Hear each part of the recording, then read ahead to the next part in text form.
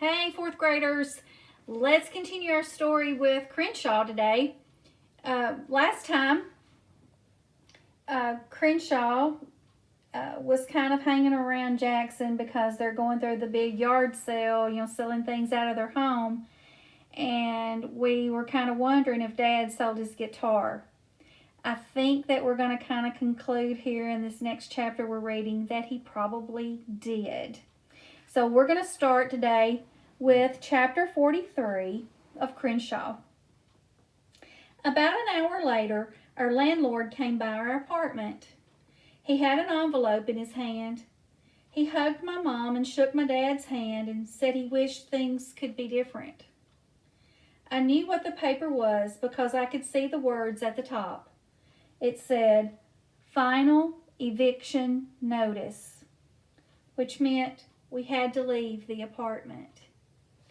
So the landlord is the person who owns the apartment, who collects rent from Jackson's parents. And because, they're having a hard time with money, they are having to move. My dad leaned against the wall. There wasn't anywhere to sit anymore. "Kids," he said, "looks like we're going to be taking a little drive." "To Grandma's?" asked Robin. "Not exactly," said my mom. She slammed a cupboard door shut. My dad knelt down next to Robin. He had to use his cane to keep steady. "We have to move, baby, but it will be fun. You'll see." Robin's eyes bored into me. "You told me it would be okay, Jax. You lied." "I didn't lie," I lied. "This isn't Jackson's fault, Robin," my mom said. "Don't blame him. Blame us." I didn't wait to hear any more. I ran to my room. Crenshaw was lying on my bed. I sat next to him, and when I buried my head in his fur, he didn't object. He purred loudly.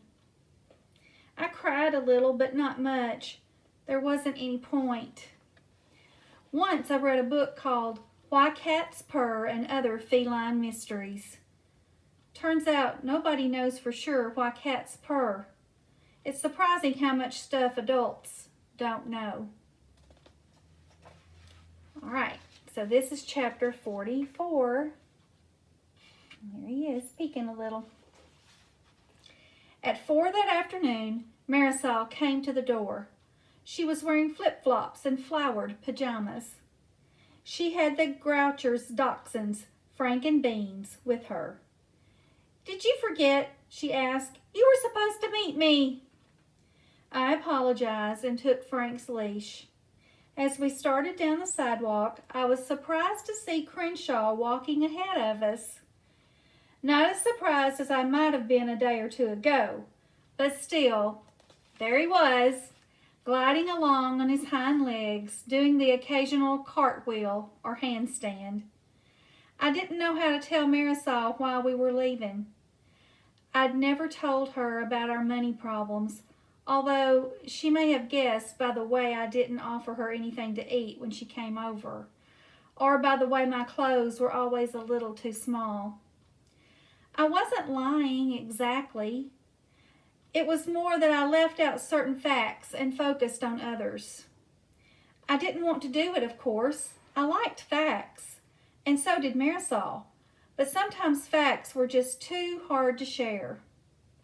I decided to tell Marisol something about a sick relative, about how we had to go take care of him, and how it was an all-of-a-sudden kind of thing.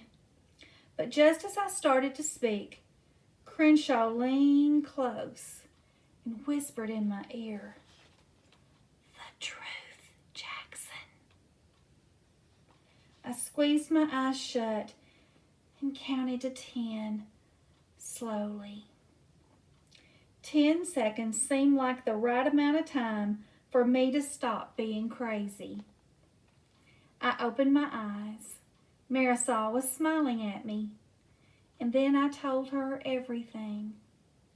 I told her about how worried I'd been and how we were hungry sometimes and how afraid I was about what might come next. We walked toward the school playground.